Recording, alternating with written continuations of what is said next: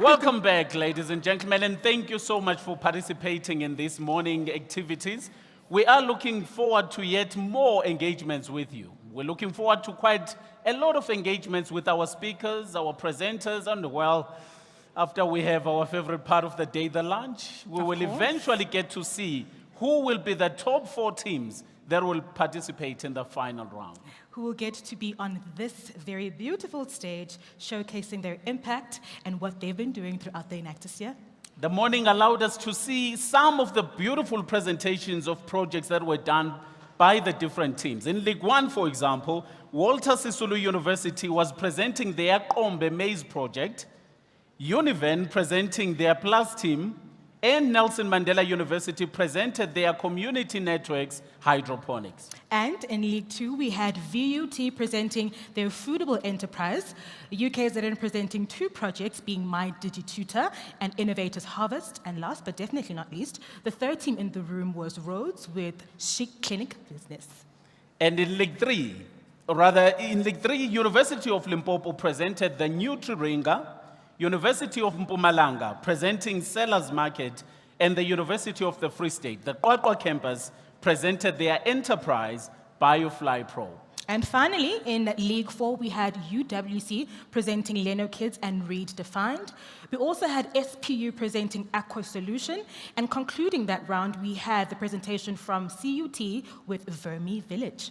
It's always a beautiful pleasure to witness and observe the drive that our students have. The drive to change the world, not just to start social entrepreneurship projects, but things that will leave a long-lasting impact in the lives of those that they touch. And as we see Enactus evolving all the time, we can only expect better from here on. 100%. I mean, we see the impact, we see the innovation and the work that has been done by all Enactus teams, and definitely showing us where we're headed towards in the future.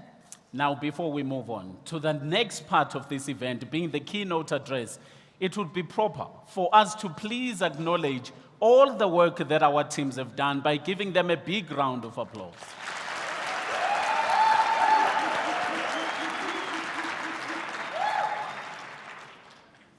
All right, so today we have none other than Miss Zanele Njapha. We are very excited to have her here, as she is known as the Unlearning Lady. She will then share her expertise with us and guide us on this journey of unlearning and relearning. Known to her awesome clients as the Unlearning Lady, Zanele is the world's leading voice on using key unlearning principles to help medium to large companies build cultures where instead of feeling annoyed and frustrated, people are actually excited about change. Now, as the CEO of the Unleaners, Zanele brings her youthful, zestful, and divergent energy to challenge conventional thinking and inspire transformative action. She's also an award-winning TEDx speaker, a change influencer, and a certified neurocoach for transformative leaders. Zanele's expertise extends to navigating organizational change, and she shares valuable insights as a Forbes contributor. But what makes Zanele truly remarkable is her ability to connect with people and empower them to break free from the chains of traditional thinking. Ladies and gentlemen, without further ado, a big round of applause as we welcome the Unlearning Lady, Ms. Zanele Njapha.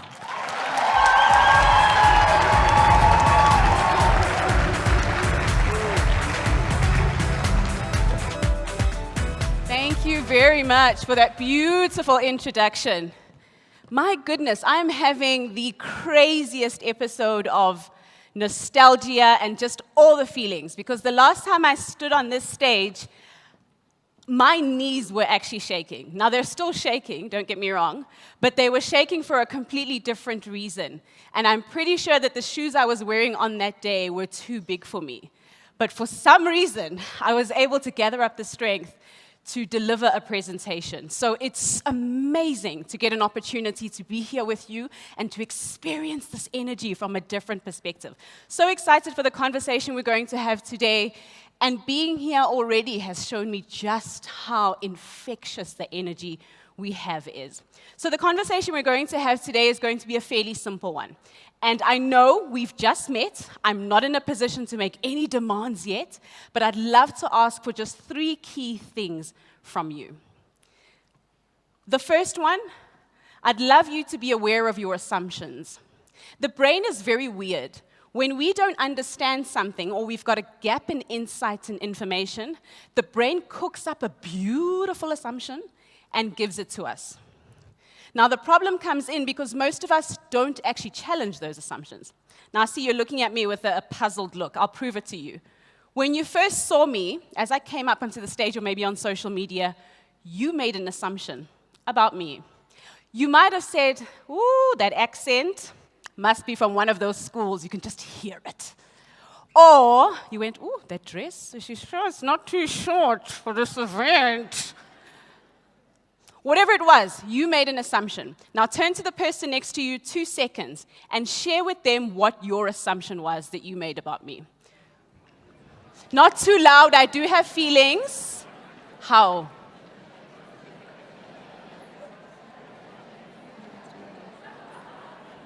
Okay, come back. 3, 2, and 1, you're back. Now there's a lot of laughter. And I'm going to take offense because I didn't say laugh. I just said share. So clearly some of those things were quite hurtful. So that's the first thing. Just be aware of your assumptions and what your brain is doing without you sometimes even knowing it. That's the first thing. Second thing, challenge those assumptions. So don't stop there. Don't stop at making an assumption. Challenge it. That's number 2. And then the last one, this is not an intensive presentation. You're going to have to engage with me. I give you no choice. So have fun. That's number 3. First one, be aware of your assumptions.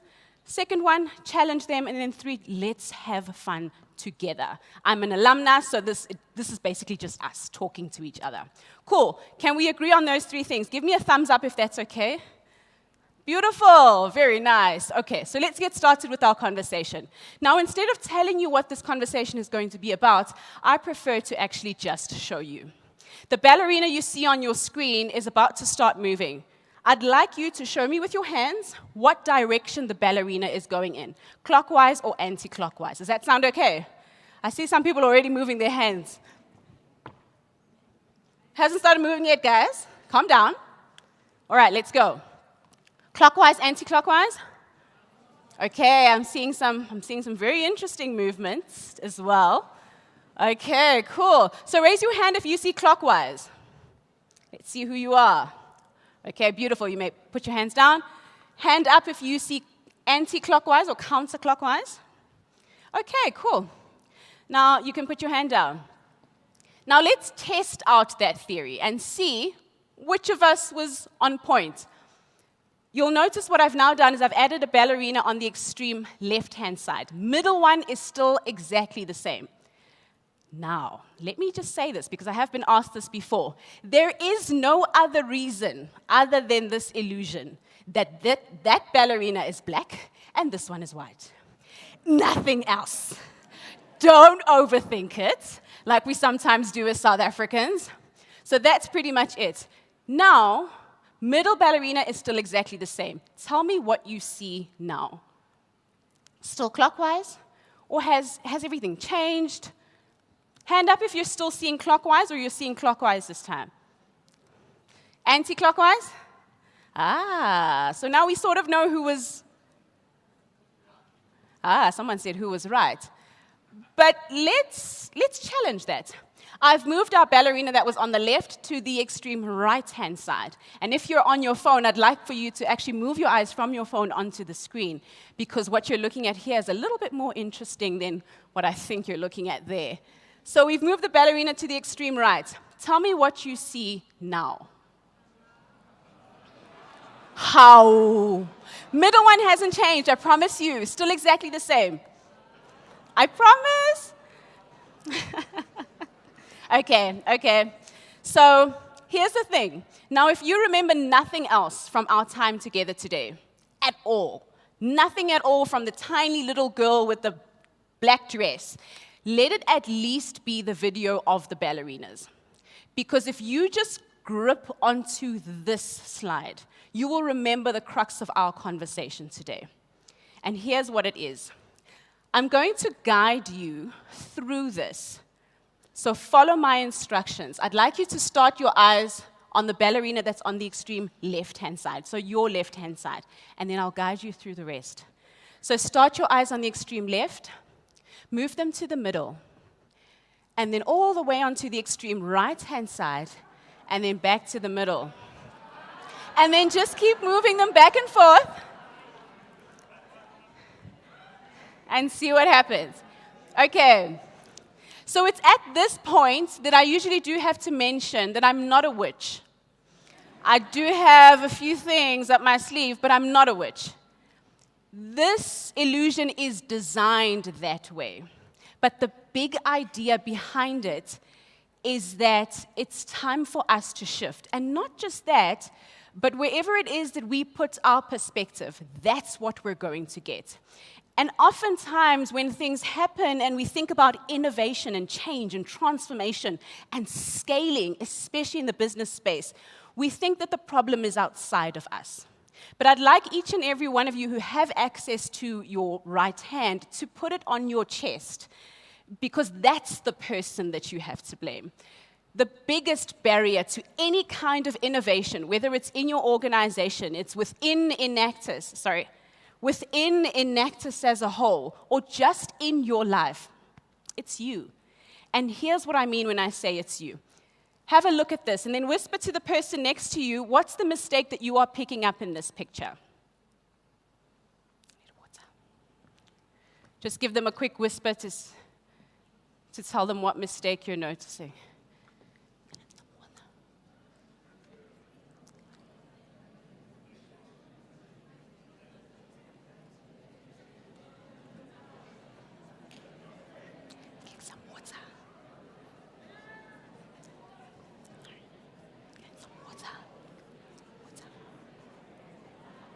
Okay, and then come back. So here's the thing.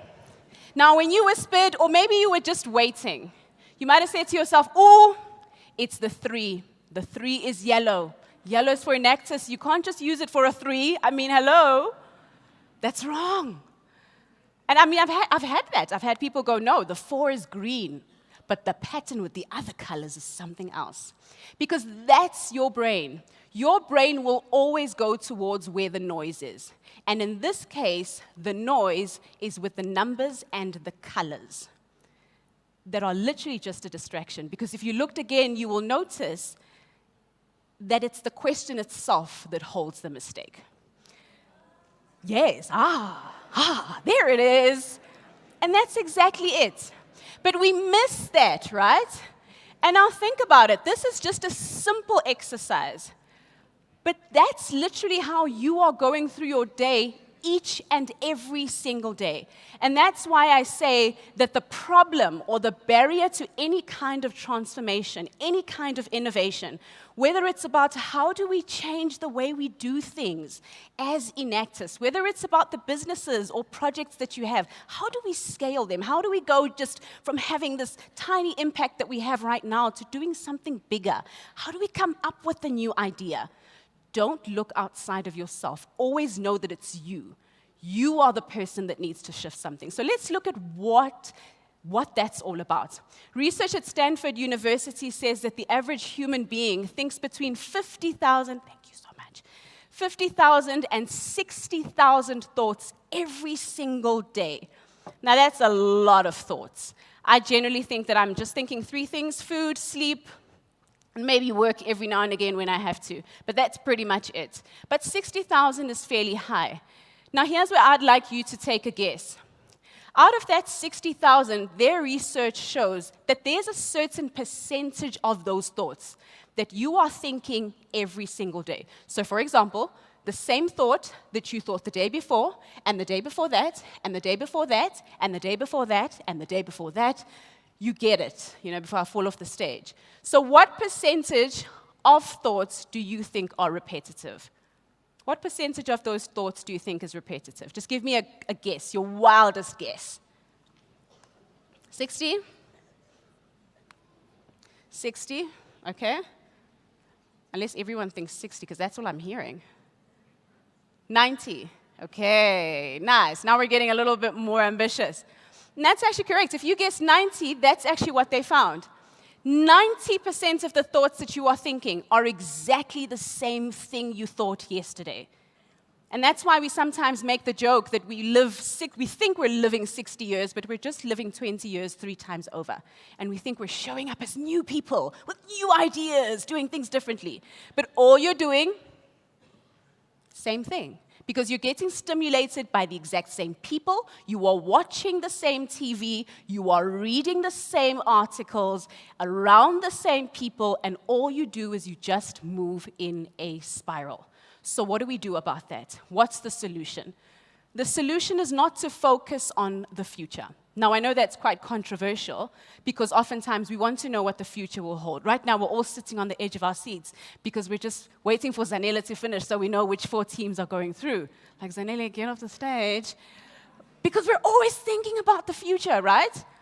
But the future is always changing. Think about it. You run businesses, you know this. The future is always changing. Something can happen to the stock market, and your business needs to reevaluate.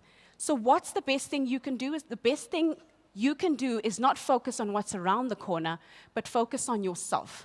How do you prepare yourself as a team, as an organization, as a business, so that when you get around the corner, regardless of what's there, you're ready for it. You can face it. You can take it head on. Let's look at an example of what that looks like. And before we do that, I'd like you to do 2 things for me.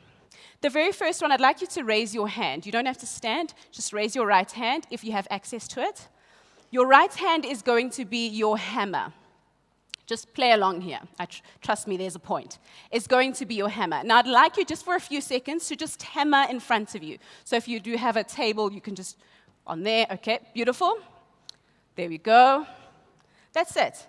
Now you can stop that. Stop it. Now your left hand, so raise your left hand. That's going to be your saw. Now just saw a few times, just to make sure that you feel like you know what you're doing. Okay, cool. That's pretty much it. So you've got a hammer and you've got a saw. Now I'm going to call for which one I want you to use at any given time. And just switch between the 2. It's fairly simple. Okay, hammer. Saw, saw, hammer, hammer, saw, saw, saw, saw. Ah, okay, one more time. Hammer, hammer, hammer, saw, saw, hammer, saw, hammer, hammer. Okay. You guys are like, what's going on here, Zanele? Okay, let's wrap it up. Here's what I'd like you to do now. I'd like you to use both at the same time. So you're going to make use of your hammer and your saw at the same time, without them both turning into hammers, and without both of them turning into saws. I'm seeing this.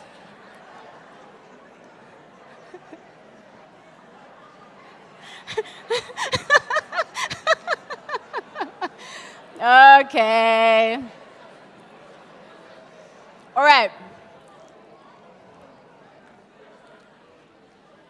So, definitely not as easy as it looks. And the big point of that, or the great point of that, was that it's going to take practice. When I share that exercise with individuals who do a lot of eye, hand, and foot coordination, it's a breeze. It's similar to that pat your head, rub your tummy that you may be familiar with. It works like magic, but only because they've trained themselves into it. It's not just going to happen, guys. You're not just going to sit during a project meeting and come up with the best idea. It's going to take you training your brain to see the ballerina moving in different directions every single day. That's how real innovation happens. Real innovation is not sitting with your buddies on a WhatsApp call once a month and saying, okay, guys, any new ideas? It's not that. It's you alone in your house every single day pushing yourself to see things differently. So what are the results of something like that? And then we'll close off with the 2-step framework. Hopefully we'll get us back on time as well, so I'll just keep an eye on my MCs. So this is an example, rather, that I love to share. Is one of my absolute favorites. And it's an example from the refrigeration industry around how when an organization or a business or even an industry is able to let go of who they used to be and grab hold of something new, beautiful things happen, but also when they don't, then not so beautiful things happen, as you can imagine. So the refrigeration industry started here. The image that you see, or the video that you see right at the top. And what they used to do is they used to cut blocks of ice. So they used to camp in the cold north. And when the ponds had frozen over, they would cut those blocks of ice, send them to people's homes. That's how people would keep their food nice and fresh. And that's pretty much it.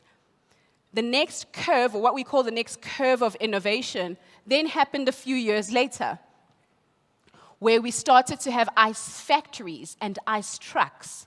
And that was considered quite a bit of innovation, because all you had in that first curve were things like maybe a stronger horse, a bigger sled, a sharper sword. That was basically the kind of innovation they were looking at the time. And then the final one that you see right at the bottom, our friend. This is probably not what you have in your house right now. Anyone? I didn't think so. Okay, I see a lady in the front here raised her hand. Interesting. We need to have a chat after this. But this is,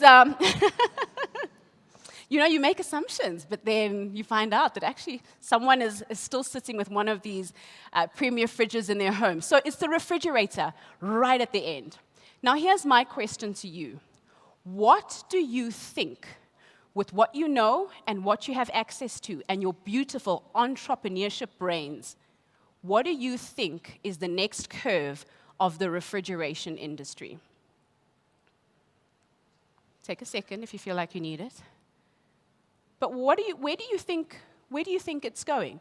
If those are the first three curves, so to speak, what do you think the next curve is? You can whisper it. I see a few of us have started. Whisper it to the person next to you. And then if you feel confident enough, say one or two things out loud. Let's see which one I catch. Electrical? Say that again, please. Electrical? Okay. Interesting. Synchronization? Now, when most of us, exactly, someone said it there. When most of us think about the next curve of this industry, we think smart fridge. I would like my fridge to talk directly to Checker 6060, so that even before I know I'm out of milk, beep, beep, someone's at the gate, because my fridge has had a smart Internet of Things conversation with my app, and it's all done. Sounds great, right? But here's the mistake that we're making in that context. We're asking the wrong question. Because when we ask that question, we're only asking it from the place of knowing that the fridge is what we know, right? But the future of the fridge has got nothing to do with the fridge altogether. Because if you innovate the fridge, you're asking the question, what do our customers buy from us? Think about that in the context of your business. The question you usually ask is, what do our customers buy from us? So how do we make the fridge better?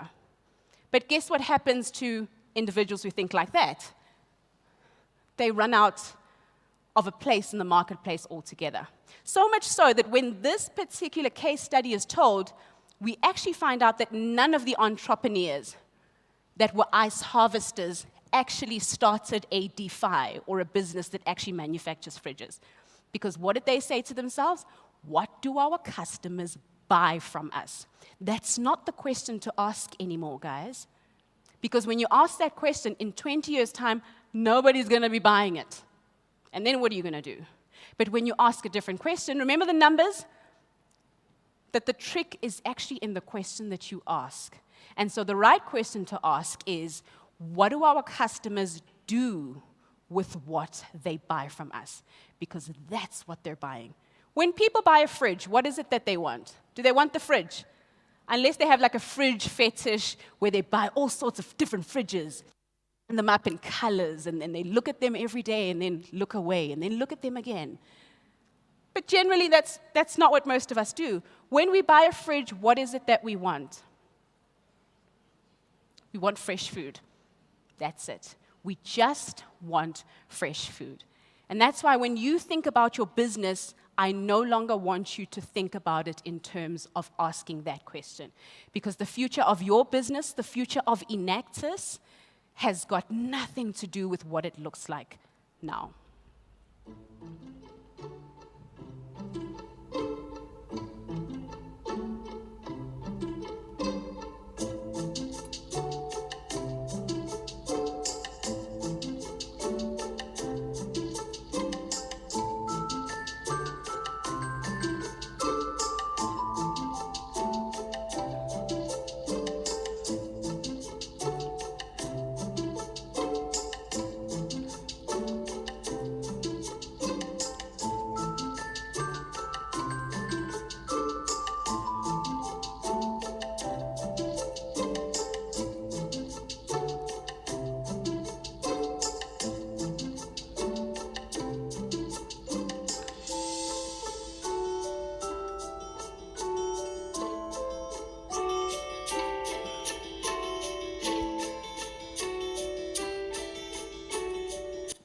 Now, you might be quite familiar with that food technology solution, but that's the big idea, is that when you think with questions that don't stimulate different thinking, then you're always going to be going in the same direction and actually moving backwards.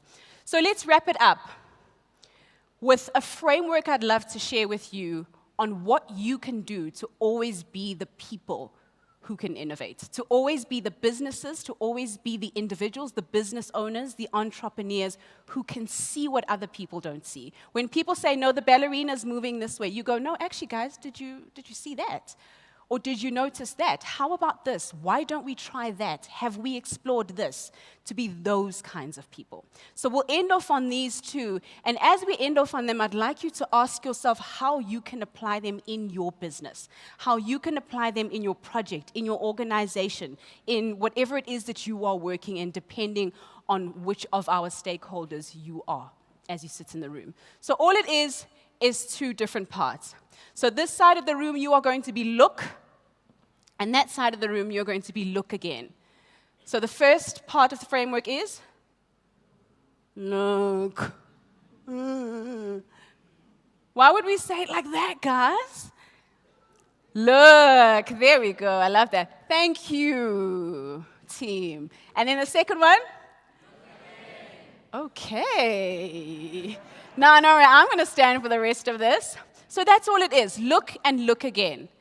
All taken from principles around what it takes for us to actually innovate on an ongoing basis, but also to transform the way we see our surroundings, because at the end of the day, that's what it's going to take. Step number 1, which is our look. Looking is all about being aware that you're making an assumption. Remember where we started? That's all it is. But it's all about not judging what you see, but also not judging what other people are seeing. So that when someone around you, in your team, in your same business, makes an assumption about what they see, you don't go, oh, you're seeing the ballerina going that way. What's wrong with you? Looking is about being curious about what you see, being curious about the assumptions of others, and embracing them. Because at the end of the day, it's not our eyes that are looking, it's actually our brains. Do you know that sight goes through about 5 different stages before you actually know what you're looking at? Because all that's going into your eye is just light particles. And then when those light particles go through your eye, they hit a piece of tissue in the back of your eye that then transmutes that energy. You still don't know what you're looking at. Because your brain actually has to...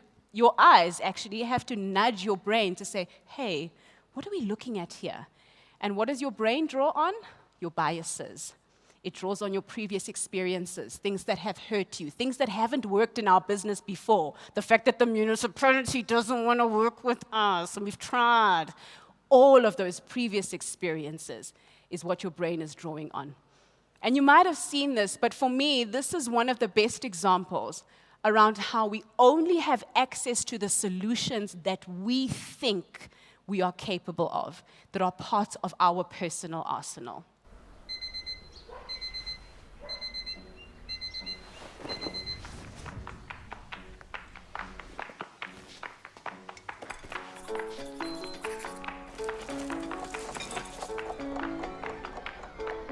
You gotta get up, time to hit that grind.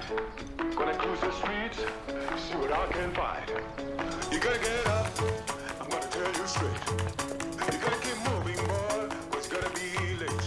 Yeah, you gotta get up, gotta move real fast. Get the day going, y'all, gotta make it last. I said you gotta get out, I'm gonna tell you straight. You gotta keep moving, boy, or it's gonna be late. I said you gotta get out.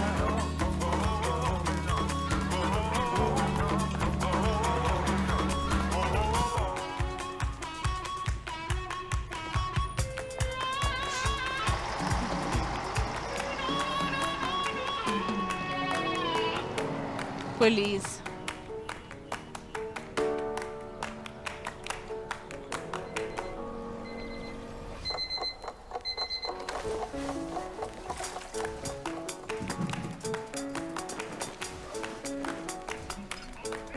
You gotta get up, time to hit that grind. Gonna cruise the streets, see what I can find. You gotta get up, I'm gonna tell you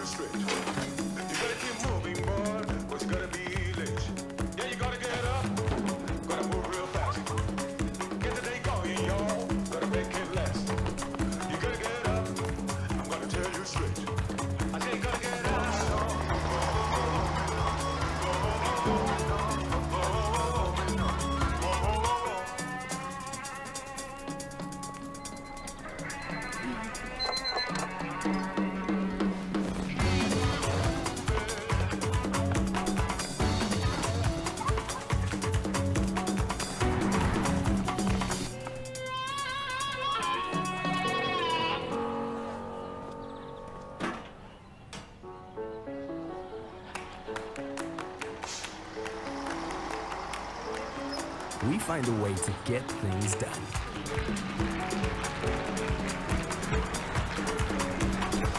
That's Africanacity. That's ABSA. By no means an ad or a promotion of any of ABSA's products, but just the idea around looking and how it's important that when we're aware of our assumptions, we know that we shouldn't judge them because our assumptions are only showing us what we have access to, what we've experienced. But sometimes we need to do more than that. And in this context, in where our world and our economy is right now, our global economy, not just our national economy, we can't, guys. We can no longer stop at just looking once. It's not enough to just assess once. It's not enough to just run one needs analysis or just have one round of conversations with your clients. Seek partnerships just once. Looking again is all about tapping into it again, trying again, going again, finding what you've missed. So before we go into that and close off, here's a question I'd like you to ask yourself when you just look. What assumptions have I made? Next time you have an interesting conversation with the team about your business, just go, guys, are we making an assumption about this community? Are we making an assumption about these numbers? And if so, what is it? Are we making the assumption that these numbers can't get higher in this community? Are we making the assumption that this kind of thing has been tried and it won't work? What are the assumptions? And then we just leave them at that. Just be aware that they are there. Don't try to change them just yet. And that's when step number 2, which is very nice. You guys, I'm going home with all of you guys. I love it. That's where the second part comes in. Because looking again is all about saying, wait a minute. Have you ever, maybe let me give you an example. Have you ever walked past something and you were just minding your business? And then all of a sudden you look and then you go, whoa, whoa, whoa. Something's happening there. I'm going to turn and have another look. That's the same thing that we're doing here. Looking again is all about saying, I've looked once. I know I made an assumption. Now I'm going to be courageous and I'm going to challenge that assumption. Because did you know that when you surround yourself with people, because human beings are social creatures before they are rational, you've got a close to 40% chance of changing your personal opinion about what you see. Don't believe me? Let's have a look. This is not a trick, I promise. The line on the left-hand side is the same height or length as one of the lines on the right. Which one is it? Whoa. Anyone for A? Raise your hand if you say A. It's okay, no one's going to judge you. Okay, I see a few hands now going up, now that we've been freed of the judgment. Anyone seeing B? A few of us. Okay, cool, thank you so much. So yes, it is actually C. But the fact that some people said D is very interesting, and here's why. But an experiment is not a public opinion poll. It examines behavior under the pressure of social forces, as the experiment of Solomon Asch reveals. The experiment you'll be taking part in today involves the perception of lengths of lines. As you can see here, I have a number of cards, and on each card there are several lines. Your task is a very simple one. You're to look at the line on the left and determine which of the 3 lines on the right is equal to it in length. All right, we'll proceed in this order. You'll give your answer. Only one of the people in the group is a real subject, the 5th person with the white T-shirt. The others are confederates of the experimenter and have been told to give wrong answers on some of the trials. The experiment begins uneventfully as subjects give their judgments. 2, 2, 2, 2, 2, 3, 3, 3, 3. But on the 3rd trial, something happens. 2, 2, 2, 2, 2. The subject denies the evidence of his own eyes and yields to group influence. 1. Ash found subjects went along with the group on 37% of the critical trials. But he found through interviews that they went along with the group for different reasons. 1. 1. They must be right. There are 4 of them and 1 of me. 1. This subject's yielding is based on a distortion of his judgment. He genuinely believes that the group is correct. 1. 1. 1. 2. 1. 2. 2. 2. I know they're wrong, but why should I make waves? 2. In this case, the subject knows he is right, but goes along to avoid the discomfort of disagreeing with the group. Here, the distortion is at the level of his response. 2. 2. 2.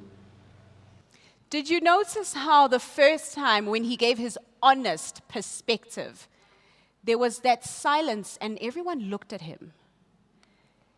That's the disagreement of the marketplace. That's the disagreement of your colleagues when you suggest something that breaks the mold. And it's that little piece of silence. It's actually smaller, obviously, to scale, but it's that little piece of silence that's going to take the courage of looking again. And that's the part you want to focus on. Once you know what assumptions you're making and you're ready to challenge them, you must know that that little piece is going to keep coming up. So what do you ask yourself? What are we missing? Guys, what are we not seeing? What haven't we tried? Who haven't we spoken to? Can this idea be bigger?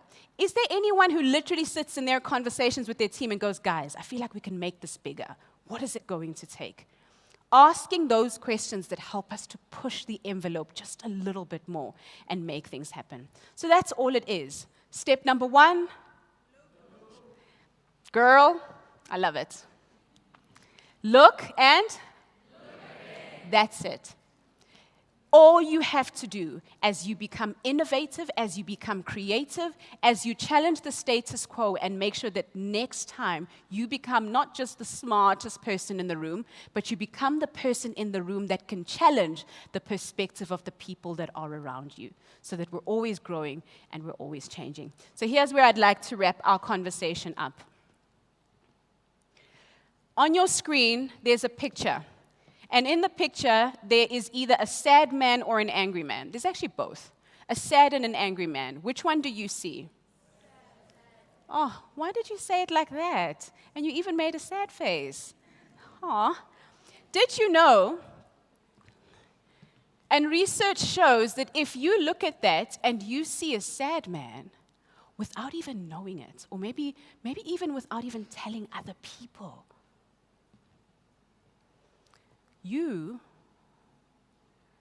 not sad. You're not. It's a joke. You can relax. But the big idea behind that is don't believe everything a person says after they say research shows. Challenge it. Remember, that's the point of this conversation. So now, challenge yourself to see the angry man. Do what you need to do. I'll give you 2 seconds. I love that a few of us are tilting our heads to the side. Do what you need to do. Being where you are not is going to take you doing something that you've never done. So you're not going to see the angry man sitting like you were sitting when you saw the sad man. Nice. I love the lady getting up in the back. Like, come on. Beautiful. It's going to take some maneuvering. And when you see the angry man, raise your hand for me. 1, 2. Good. A few of us. Okay, so here's your clue as I sit down. What you're going to do is you're going to cover the man's right eye. So the eye that's on your right, you could either use your hand or just cover it, block it out of your vision. So cover this eye, and then tilt your head slightly to the left. And you'll notice what used to be an ear now becomes an eye. And what used to be a cheek now becomes a nose. And you've absolutely shifted that entire perspective just like that. Now, we are running out of time, so I'm going to wrap up there. But here's the good news. I am going to share this deck with you so that you can look over it and challenge yourself to see the angry and the sad man again, if you feel like you need to.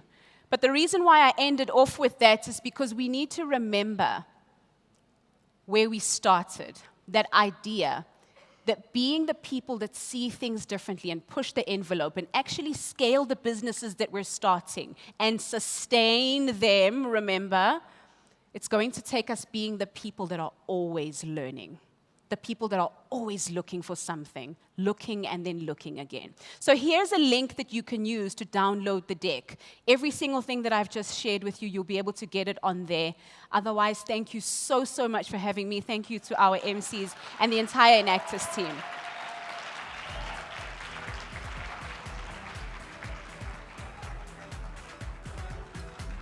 Applause.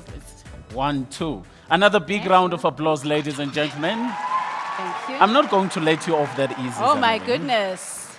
We are not about to let her off that easy. So we would like to give you a chance to engage with the topic. Sure. And what we're going to do, we're going to open the floor to 2 questions from the floor. And then we're going to invite those who are watching online to please engage on Twitter. Please, Tembele, to help us with the hashtag they can use when asking their questions.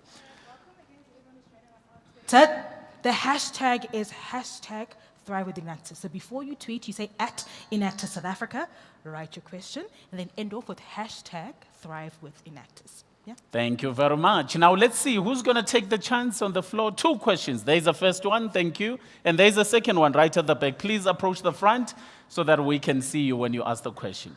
Okay.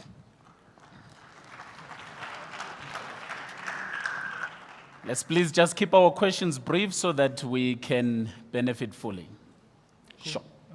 Thank you very much for the opportunity. So my question is around your own personal biases that you've had to unlearn. Like, what's the biggest one?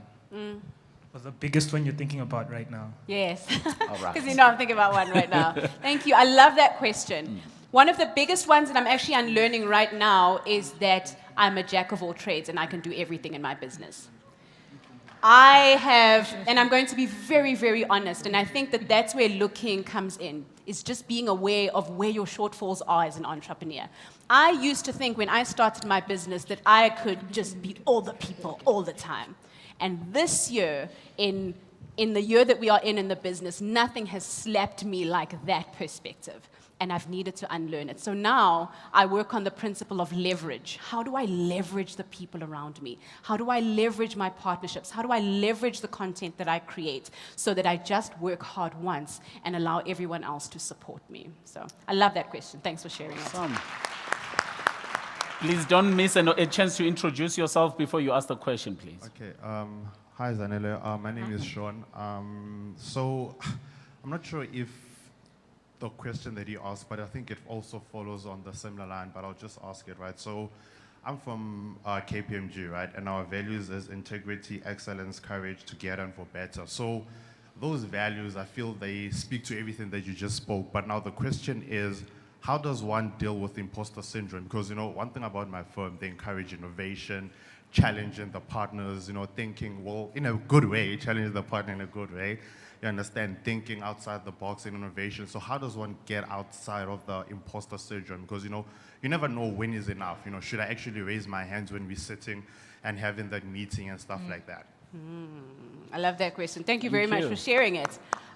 For those of us who haven't heard about imposter syndrome, when imposter syndrome initially, the research was done, it was actually done amongst highly senior women in the corporate environment. And so it became associated with just powerful women. And so as a result, it was just a woman thing. Oh, imposter syndrome is something that women have. But now research is showing that imposter syndrome is a lot more common than we think.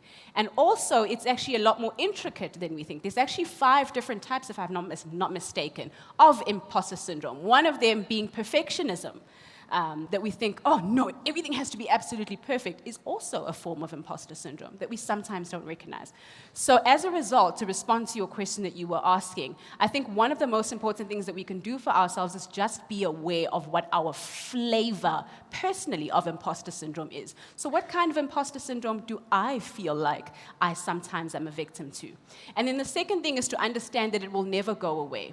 It's just like the idea around how nerves are just a way for your body to tell you you're about to do something brave. So just be okay with the fact that you have it. Don't look for an antidote that you can, go to your local medicine person and drink so it's gone, because it's not going to happen, sadly. So accept the fact that it's there, know what your one is, and then have a toolbox. So have things like communities, squads that can reaffirm you. Some people will keep things like a journal where your clients or maybe partners in the organization have given great feedback about you. Every time before you're about to do a presentation, you open up that book and you see what Siatemba said about you that other week, and you go, come on, I'm great. I know what I'm doing. You reaffirm yourself, you get back in the room, and you understand that as long as you have tools for whatever circumstance it is, you can get through it, instead of looking to completely hash it out and unlearn it. How do you learn to manage and work with it? Because your perspective is valuable. It's absolutely valuable. So whatever it is, just understand that you have something to contribute and people need to hear it. Don't get in the way of that. Thank you. Thank you very much, Zanele. Thank you. Now, let's just see if we can get any questions on our Twitter feed. Yes, so let's see if there are any questions from our Twitter feed that Ms. Njapha can answer. That can be displayed on the screen. Remember, the hashtag is #Thrive with Enactus at Enactus SA. And we can keep the conversation going, even if the question is not eventually 100%. right here, but we can keep going. We can take one more in the meantime. There is a Right hand hand at right the there. back. Thank Let's go. you. Come forward, please, sir.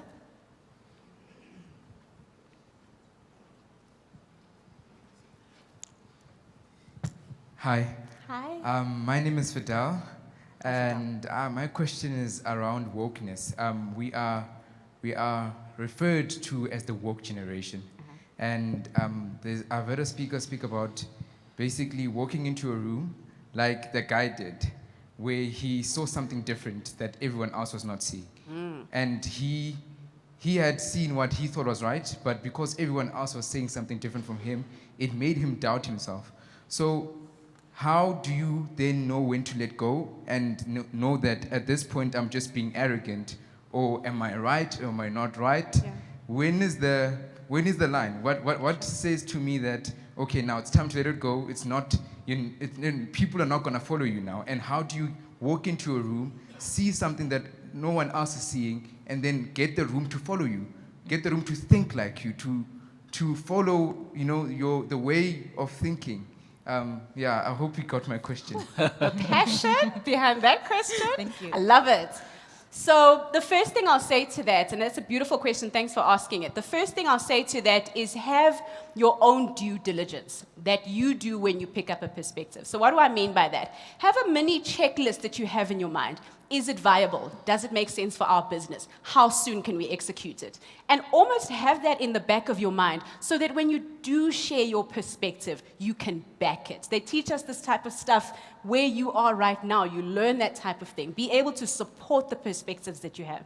So that's one thing that you want to do. And I want to just almost go back to the question that was asked previously to support the next points of my answer, which is I had a beautiful privilege not too long ago when I was in Cape Town of having a conversation with Colin Hall. And you may not be familiar with him, but Colin Hall used to be the chairman of the Wool Trust Group that up until the late 1990s used to house Woolworths, Truworths, and Massmart, all in the same group. But they were having a huge problem with shrinkage at Woolworths specifically. Until one day, a cashier walked into Colin's office. And imagine, this is the chairman of the group. So this guy is like, yeah. She walked into his office and she said, Mr. Hall, I've got something to share with you.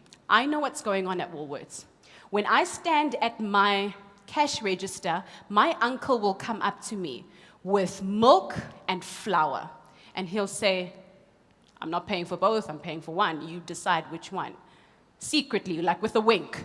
And then me, as the cashier, whose family, obviously with my uncle, will go, okay, because I know his situation, right? So I'll just, boop, just one of those things and let him walk out with both items. And because so many of the cashiers at Woolworths specifically were doing that, they started to see millions, guys, I'm talking millions of rands, each and every single year that the company was losing.